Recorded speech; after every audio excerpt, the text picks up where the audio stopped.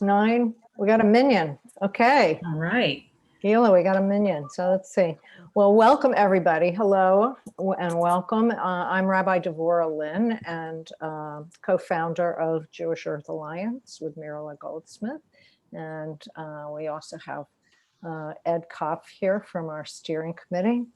And I want to thank you all for coming tonight. I know there's an awful lot of going on out there in storms and no heat. And anybody from Texas?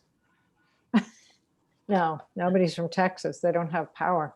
So, oh, and Hazel, good to see your name, Hazel. Hazel's from, is coming with KP, Pratt, our speaker, and is at the representative's office, an intern. Hi there, good to see you.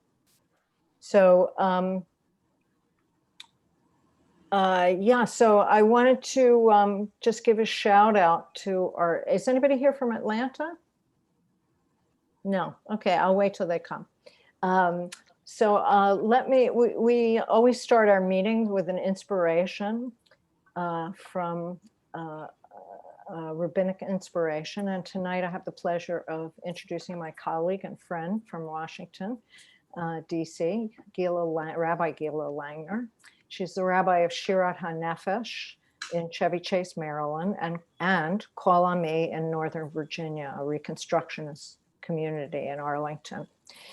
She was ordained as a rabbi in 2003, and she has worked as a chaplain, a professor, a principal, an adult education teacher, an editor, and a rabbinic resource for several small congregations. But prior to getting the rabbinic call, sometimes I wish I had an unlisted number, you know. Prior to getting that call to go to study for the rabbinate, she worked for over 20 years as a public policy consultant on environmental issues for the EPA and several nonprofits.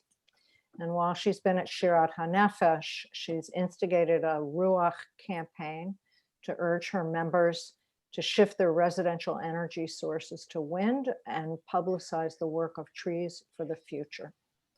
And so I turn the inspiration over to you, Gilah. Thank you so much, Rabbi Devorah. So wonderful to be together with everyone tonight. Although as we're meeting tonight, as Devorah just mentioned, much of the country is still blanketed by snow from winter storm. I like to call it Uri, because that's the way we would pronounce it, but I guess it's Uri in the public sphere. Or experiencing cold temperatures up to 50 degrees below normal. It's just an extraordinary situation. You wouldn't know from most reports in the news media that these extreme weather conditions have anything to do with the climate crisis, but of course they do. And it's just that the connections are never made clear, or people are afraid to actually come out and say it exactly what's going on. But that severe weather in the winter is more frequent when the Arctic is at its warmest. And that's been increasingly true for the last dozen years.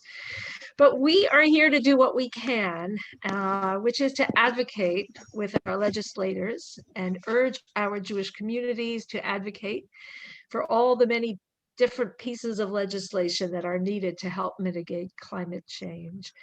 I think of these as our offerings. And I'm using that term because this week is the Torah portion of Teruma, which literally means offerings.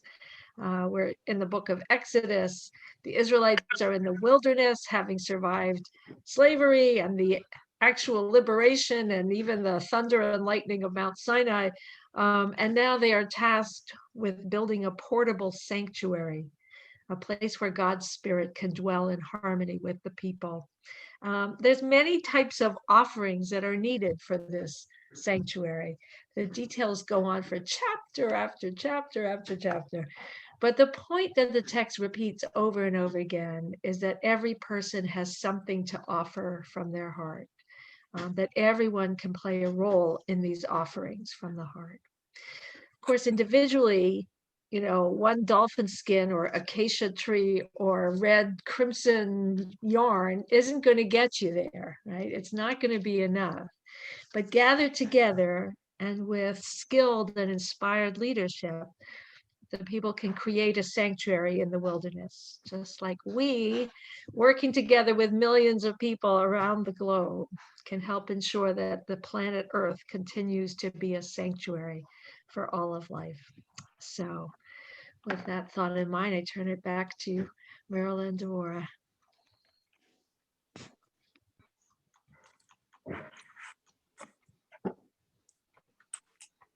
Devorah, you're muted. Thanks.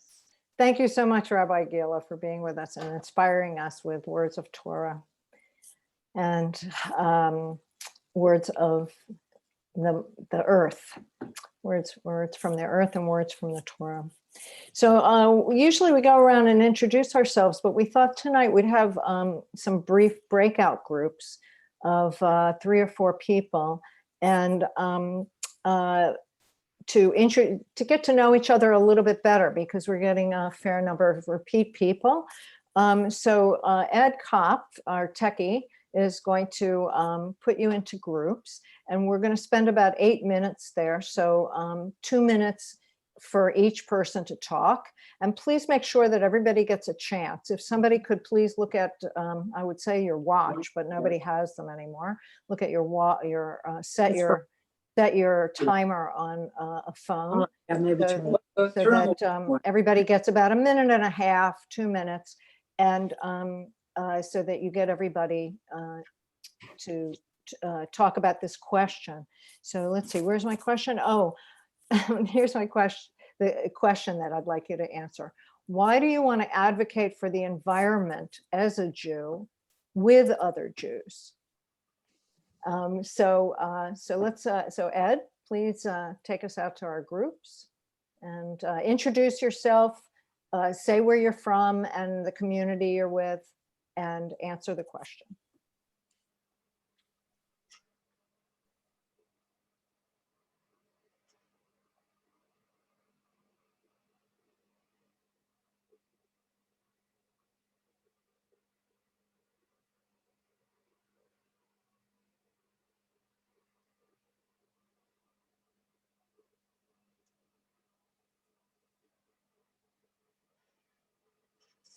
Thanks, Devorah. What I can tell you is I think we all know that over the last 10 months or so, things have not been normal in so many respects. And as Congress comes back into session and there are really legislative issues to pursue, I think our activities are taking a real step forward, and I think they'll continue to. So over the last 10 months, on average, we've only been sending about 90 letters to members of Congress. But last month, we sent more than 200 letters. So the pace is really picking up. And whereas the average number of offices that we had approached over the last 10 months was 22, it's now 34. And we had 8 groups contributing on average in the past year or so. And we had 12 groups in the last month. So it's a real improvement. I want to mention to you all that we welcome you communicating with either me or with Mirla if you have some thoughts about how we can do the letter process more effectively, or whether there are other ways of approaching offices that you have an interest in. We're thinking about those things constantly, especially as we grow, and we very much would welcome your thoughts. One other thing I'll mention quickly, Devorah, is we've also set up a YouTube channel in the last couple of weeks for Jewish Earth Alliance. Just go to YouTube, put in Jewish Earth Alliance. We currently have posted there our major program from the beginning of the year on the climate on Capitol Hill. We have the program we did in the big bad, no, what was the event The called? Big Bold Jewish Big Bold, Climate yeah. Fest. And Yeah, also, the big bad Jewish climate fest. and also we'll be posting these sessions, which we record, and we should mention to everybody, these are being recorded. So we'll be posting these over time too. we'll set it so you can download these videos, and if you want to use them in other contexts, we encourage you to do that. Great, thank you so much. Yeah, that fest was something, 165 workshops and a couple thousand people, was it, showed up? It was quite amazing. We're on a roll, everybody, really. The excitement of the new administration and their climate policy is really exciting people, I think. So now I'd like to introduce our speaker for tonight. We're here welcoming KP Pratt, Kris Pratt, who hails from Charleston, South Carolina, and has worked in politics for over 30 years and currently serves as the Deputy Chief of Staff for Congressman Peter DeFazio, a Democrat from Oregon in the Corvallis area, the 4th District. And she's been working in that office for 6 years. That's us. Oh, there you go, Larry. Yeah. Great, great. Yes, Kris. I saw you before, Larry, and then I couldn't find you here. And I'm like, oh no, did he leave?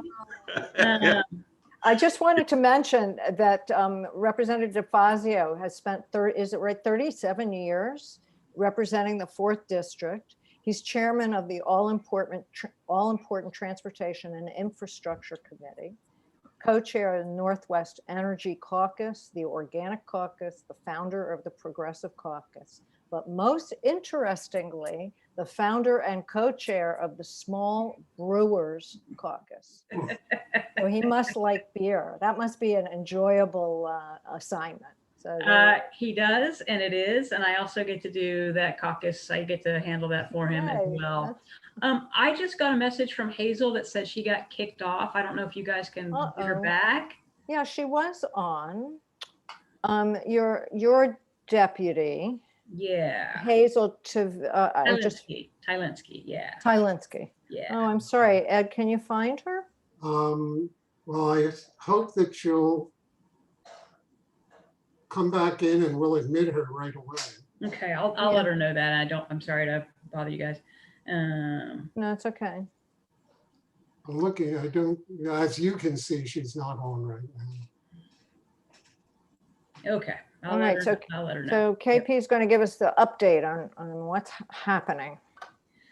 Well, thank you so much for having me. And Peter apologizes for not being able to be on this month's call. He'd like to do it at some point.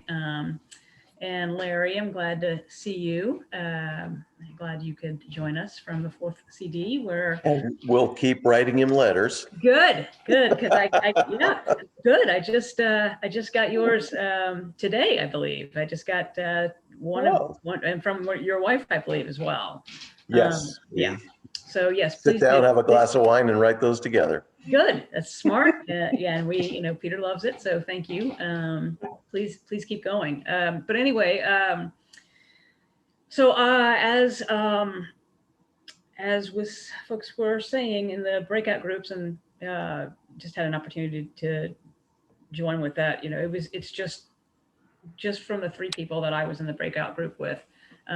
It's clear that people are here because they really want to be, and not just because it's the right thing or the fun thing or the cool thing to do. So it's really heartening that you guys all come together. So I'll try to make it quick, but I'm really looking forward to any questions. So over the last 4 years, we had Donald Trump in the White House, and to say he was pro-polluter is an understatement. He rolled back dozens, probably I think over 100 environmental regulations, not only from obviously affecting climate change, fossil fuel development, drilling in ANWR, et cetera, et cetera. So that was a pretty horrible time for all of us, and really frightening, very scary, that our planet is already clearly in peril, and unless we act immediately, we're going to go over a cliff that we can't climb back on. So the good news is in December, we kept the House. We now have a Democratic Senate, barely, and we have President Biden in the White House. So it's a very exciting time for us. We have been stymied for so long that we now have a long list of to-dos, and we're getting ready. We have a couple things that are going to be major pieces of legislation this year, and one of them is an infrastructure package, which I'll go into in 1 second. But in President Biden's first few weeks of his administration, he has rolled back Trump's rollbacks, and there's a lot more to do, obviously. But it's clear that he understands and really takes to heart what he said when he was campaigning, which is this is an existential threat to humanity. And I also have been particularly pleased with his words and actions on environmental justice and the disparate impacts that climate change has on people of color, poorer communities, urban communities. That is something that has been glossed over for too long. You can say writ large, the environment and climate change is happening everywhere, and obviously it is. But what people fail to understand for the longest time, until we started talking about the real life, and we can now quantify the problems that urban and other low-end communities, people of color, suffer from, whether it's living next to a coal plant or a chemical factory. It's just something that we need to deal with. And so I've been very encouraged by the president's words, and very encouraged by what we're doing already at this Congress. So I will try to speed up here. So I know you guys are working on your action alert for this month, and Kigali. Am I saying it correctly? Okay. Well, I think you probably know that one of the only good things that happened over the Trump administration was the American Innovation Act, the energy bill that was passed last December. Had a lot of good in it. Obviously, need to put money to where the authorizations are, but definitely put a lot of good things in motion. And one of those was obviously the requirement to cut hydrofluorocarbons by 85% in 15 years. Hydrofluorocarbons are much worse in terms of greenhouse gas or warming, I guess I should say. Again, a lot like methane. Methane leakage is a big problem, and it's hundreds of times more severe in terms of what it can do than just carbon. I shouldn't say just carbon dioxide, but it's something that again kind of flies under the radar. And the fact that we had, basically it was a Republican bill, the Senate, Murkowski and John Kennedy and folks like that really pushed this particular provision. So now with that in place, I know that it'll be easier for the president to re-engage and get the Senate to get us into the Montreal Protocol, Kigali Amendment.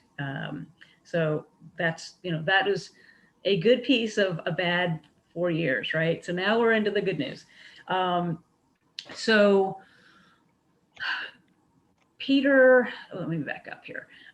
So you guys probably know that we've been working on kind of the procedural issues that we need to do for called reconciliation, to put forward the plans that we want to have funded in the American Rescue Plan. And that is basically reconciliation. To go through that is basically so we can pass large pieces of legislation with only 50 votes, or 51 votes, I guess, and 50 votes is all we need. So that's going to be our first push. And Peter and Peter's committee, as you noted, chairman of the Transportation Infrastructure Committee, Transportation is the largest carbon emitter in the United States, the sector. So, you know, a lot of each committee had to do reconciliation instructions that if we were going to move something forward.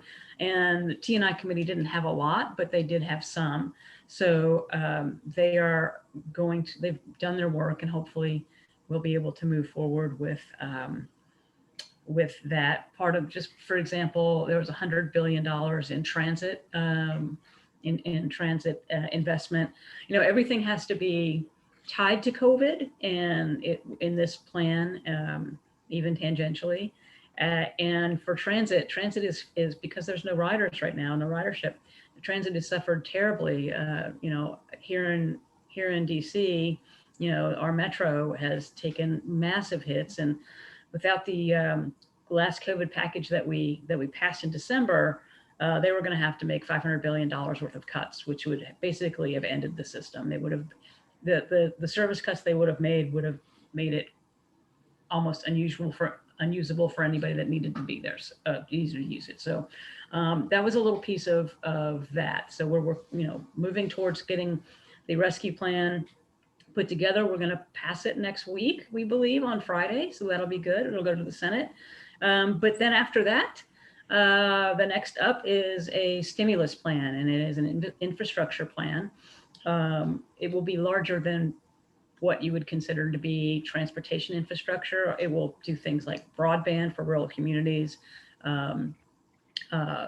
making schools safer, cleaner, more energy efficient. It will do housing, like making housing, low-income housing,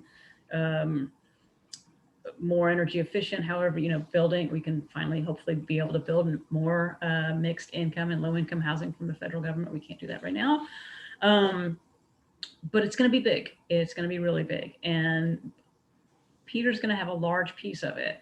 And last year, the House passed HR 2, the Moving Forward Act, which was, again, it was a large piece of it was in Peter's committee, but you know, it was throughout the House.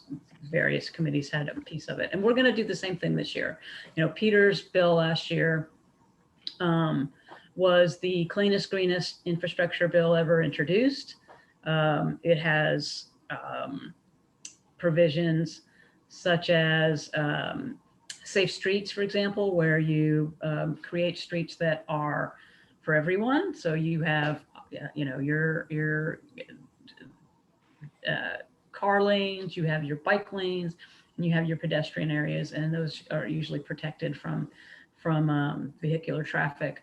That's, you know, we're talking about expanding the electric vehicle grid. He has a large piece of billions of dollars to build out the EV charging stations, including in areas that would be considered disadvantaged, and urban areas where folks don't really have a lot of opportunities, and to, you know, if you're going to get an electric vehicle, first of all, we have to make it affordable, which is, we're getting there, and we have more to do. And thank goodness for GM for saying they are going to go to 100% EV in 2035, I believe. Anyway, sorry. So he's been working on these type of things for years, and now with HR 2 last year, and now moving forward for the infrastructure bill, which will have a very large chance of passing. It's, you know, it's going to be good. I mean, we're talking about building materials, you know, where we use so much concrete right now for building highways, bridges, etc.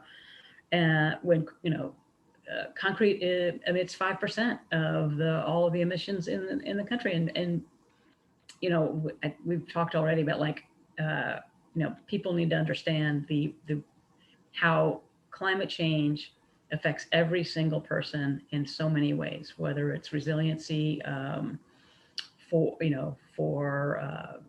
flooding, whether it's finding other materials to replace concrete. There are materials now. I'm at home, so if my cat bothers you, I'm sorry. You know, there are materials that we can use instead of concrete that actually will absorb carbon for part of their life. So there's just a lot to do. And I don't want to keep blabbing, so I'd be happy to talk about anything, answer any questions. Great, no, that's a good introduction of what's going on. You know, I really haven't thought about the future of public transportation. I mean, I'm sure visionaries out there have thought about this, that is there a vision for post-pandemic? Is it expected that the vaccine will help people get back on public transportation, or it's just kind of like the restaurants being depleted by 30 or 40%? Yeah. Is it, do you know, is there an expectation that public transportation will be quite diminished? If we don't get the vaccine, you know, rolled out fairly quickly, I do worry about transit being, you know, kind of in a death spiral where it's, you know, the continuous lack of ridership and lack of investment could put us in a pretty serious place. But, you know, having $100 billion for transit in the COVID package is going to hopefully help keep a lot of these more strained transit authorities in business until we can get back to normal. Let's see, I've got a couple questions on the chat. Larry Plotkin is asking, how will you get past a Senate filibuster? For TNI, yeah, that's a good question. We will put forward the greenest bill we can, just like he did last Congress. We have, not only do we have a filibuster, we have Senator Manchin from West Virginia, who also, let's say, doesn't line up as Peter does on a lot of climate things. He's coming around, and I think if we address his concerns with jobs and transitioning to a green economy in West Virginia and other incentives and help for West Virginia, I think that'll be important. But Larry, good question. We're going to do as best as we can in the House. The good news is that some Republicans and all Democrats know that infrastructure is a jobs bill. You know, it really is. So the Senate will come at it from a more moderate way. That's going to happen. But we will put out as green as we can, and then we'll have to work with them. But you know, we're going to go as far as we can, and then hopefully we'll have a negotiating position that is something where we can work with senators, and Joe Biden's going to be an incredible asset here. You know, he is. You know, some people wonder if his unity message is real, and it may not be as much as he'd like, but he does have. He was a senator. He's, you know, was vice president, so he knows a lot of these folks, and he knows how to get people to understand why it's important to them in their area. For example, the job transition to green for Mr. Manchin. So we're not going to be, honestly, we're not going to get as far as we want, but we will go as far as we can, and then hopefully. I will anxiously watch. It was a champagne moment when Mitch McConnell became the minority leader. At least it will be considered, and I hope we don't take bipartisanship all the way to the bank, because we may not get much done. Right, exactly. Right, exactly. And Hazel just told me she's on, so awesome. But yeah. Hi, everyone. 503 number, that's Portland. Yes, sir. Okay. Well, we're down in 541. Yeah, Oregon has 2 area codes now. Yeah. Devorah, you're muted.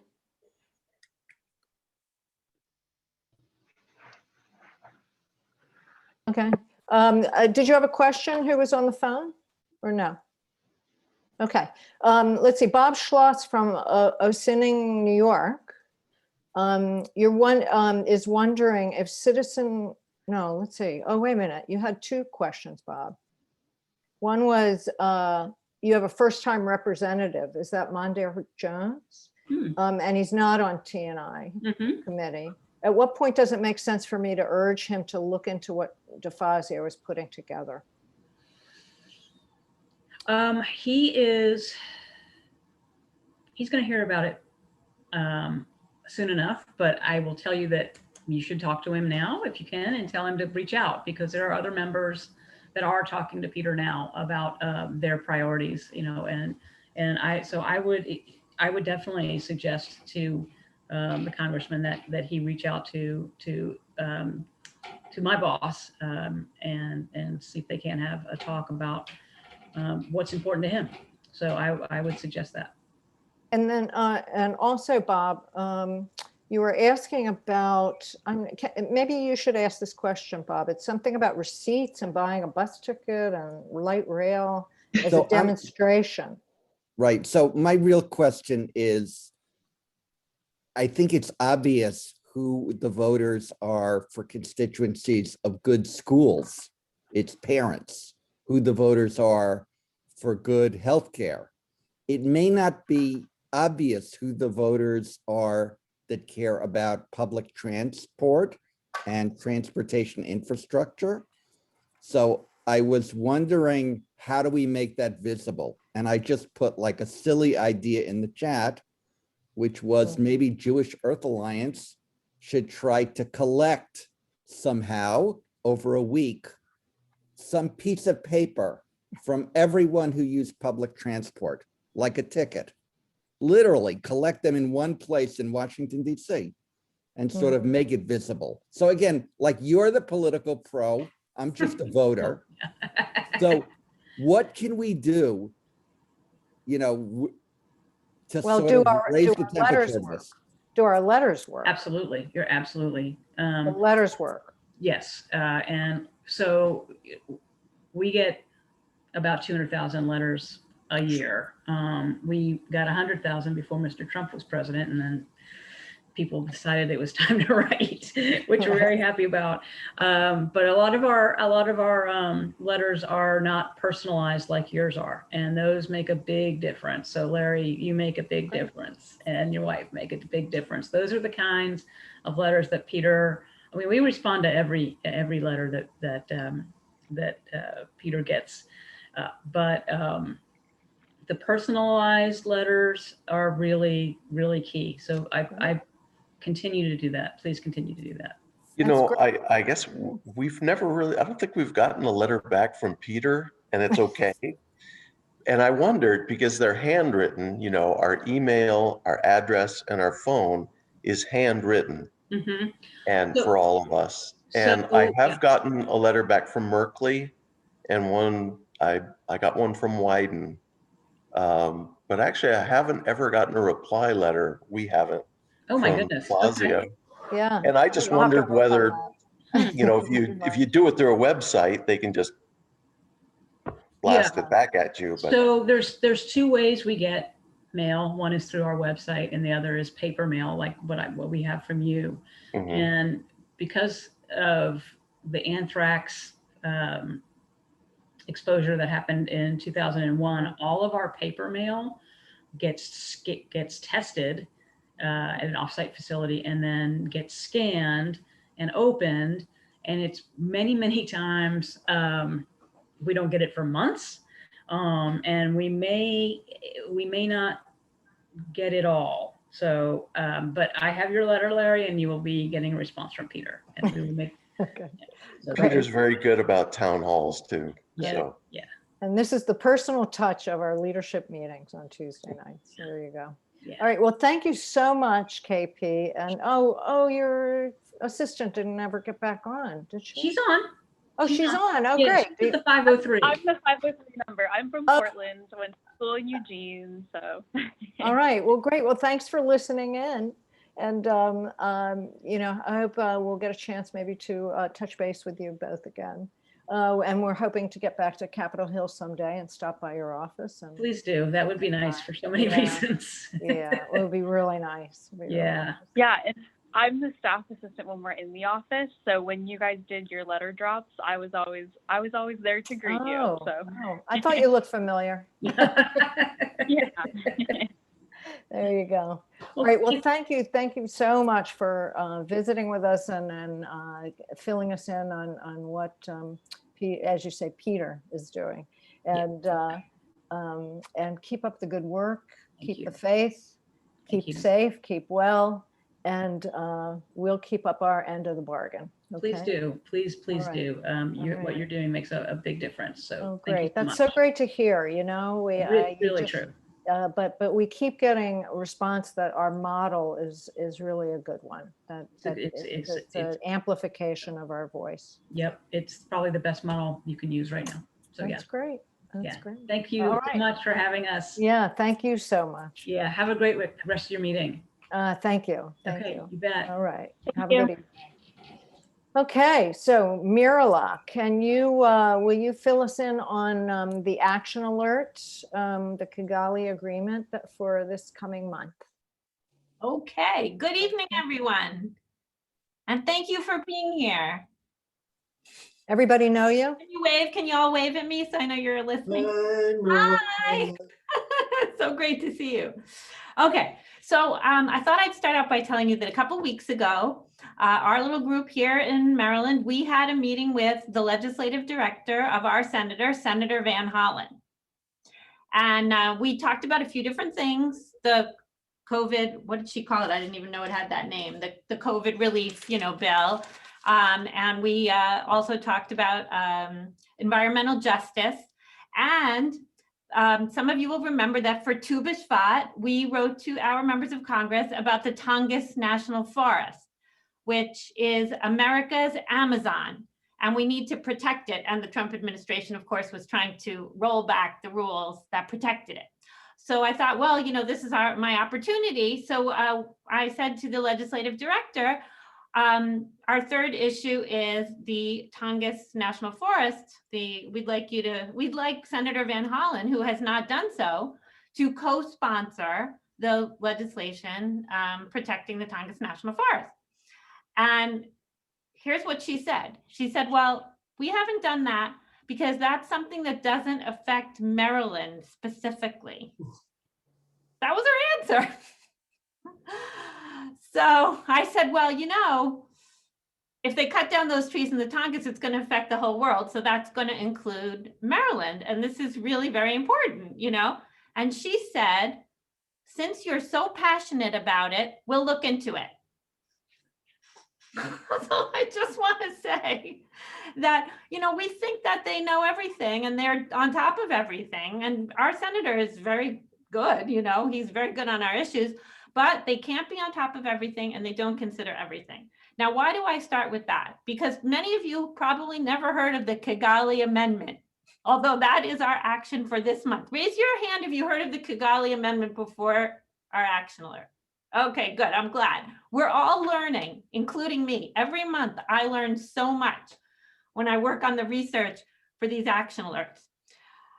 So I thought you might be interested in how did we pick that topic, okay? So every month we research what are our allies, especially our faith allies. We meet with all the other religious groups that do advocacy on the Hill, and we ask them, what are they working on right now? We look at what are issues that have a moral and religious import to them. Almost everything to do with climate change really fits that, but what really stands out to us as being very compelling as ethical issues.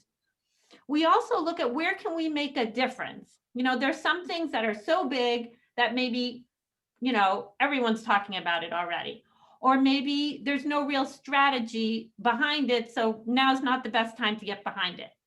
But sometimes we realize that something's really timely and we want to get on it. And that's what happened with the Kigali Amendment. You all know that President Biden, when he came into office, right on January 27th, he proclaimed Climate Day. And he issued a big executive order, KP just referred to it, on climate change and what he's going to do. And one of the things that was included in there was that he directed the State Department to send the Kigali Amendment to the Senate for ratification within 60 days. So unless something we don't understand happens that we don't know about, this is going to happen within 60 days.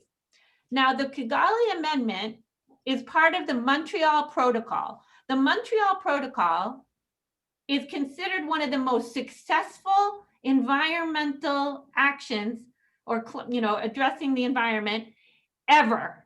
How many people have heard of the Montreal Protocol? A little better, good. Because the Montreal Protocol was negotiated to get rid of the ozone hole, to fix the ozone hole.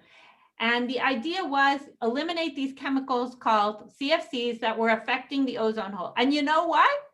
Because of the Montreal Protocol, they eliminated those chemicals and the ozone hole is fixing itself. Amazing, right? But it turns out the substitute chemicals that they started using instead, called HFCs, although they are okay for the ozone hole, they're greenhouse gases. And what's happening now, they're used in things like refrigerators and especially air conditioning. And what's happening now with global warming? More air conditioning, so more HFCs. So under the Obama administration in 2016, they negotiated this agreement as an amendment to the Montreal Protocol called the Kigali Amendment for all the countries of the world to use substitutes instead, new substitutes for these HFCs. And what happened? President Trump came in and he refused to send it to the Senate for ratification. Now, I'm telling you all this because I know no one knows about the Kigali Amendment. I want you to be as excited as I am about getting this done. This is something that can make a huge difference. And it's pretty easy to implement because you have to stop the production of these chemicals at the source. So it's not like everybody getting a new car in the whole world, it's certain companies are producing them.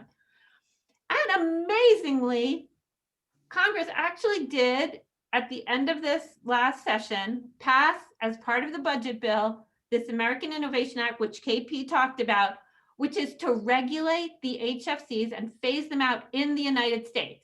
And some Republicans even voted for it. Amazing, okay?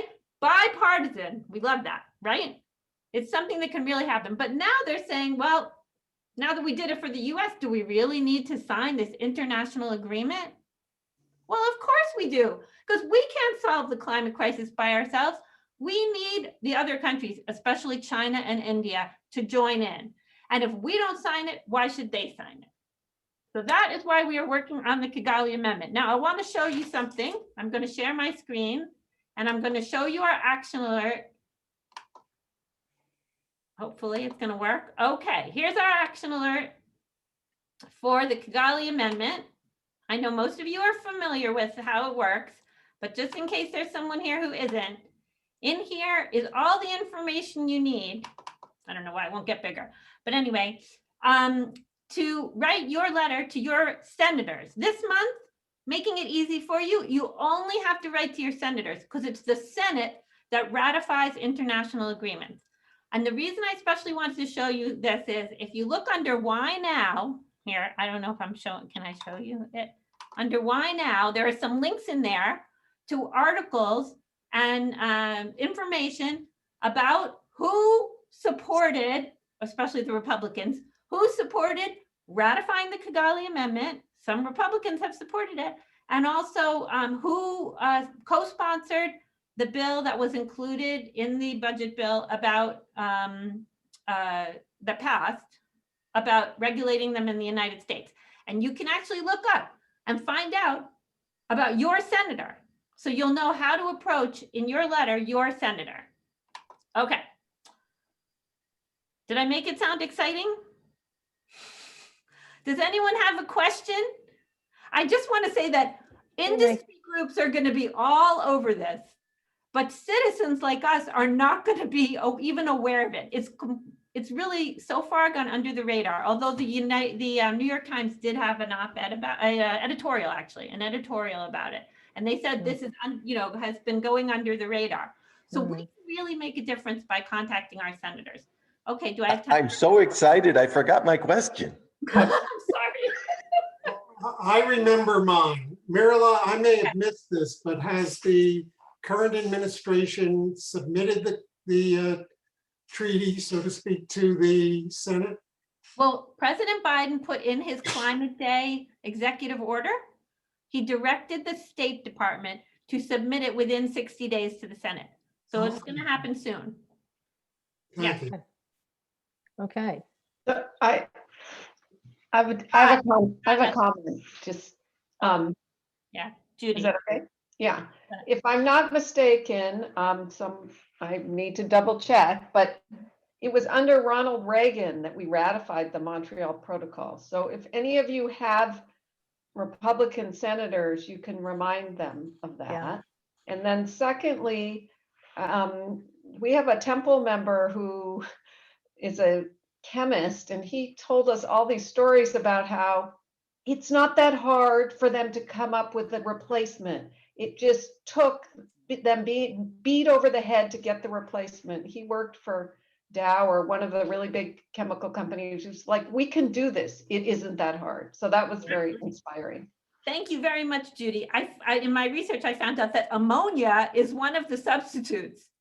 They're called natural substitutes, and ammonia is one of them. And I told this to someone, and they said, "Oh, my grandmother had an ammonia refrigerator." So it's like back to the future. Okay, Scott, did you have something you wanted to ask? Yes, thank you, Meryl. Sorry. I'm curious whether we can write to other senators than our own. I know that, and I tell you why, which is a serious challenge for me, and maybe we can have a whole session on this, but I have written my 2 senators here in Florida that I don't want them to be senators anymore. No, seriously, Yeah. after the vote, you know, Yeah. I said I've written them off basically, very angry letters. So I can't bring myself to write these guys to ask them for anything. So I'm asking, you know, I mean, Georgia's got some nice, Okay, two I have an nice answer for senators that, now. Scott. Excellent question. But isn't Rubio one of your senators? Exactly. Well, Rubio signed a letter saying he supported the Kigali Amendment. So That's I good. think you I really don't have should to- write to him. You really should write to him and hold him to that. Okay, but or get your friends to do it. But here's another thing you can do. They say that really you should write to your own members of Congress, that that's the most effective. But how about reaching out to some friends in other states? That would really be helpful, especially states that have Republicans who supported this in the past, or who have chemical companies. There's a lot of industry support for this, believe it or not. This is not something that industry's against. So thank you, Scott. I know you have friends in a lot of places, so that would be really helpful. Okay, any other questions? No. Okay. All right. Did you have one? Did you have one more thing to? You do. Okay. Thank you, Marilla, for explaining that. It was really amazing. So I guess it was the early 90s that we solved the ozone problem. So it seemed like climate change, you know, we could solve that in the 90s.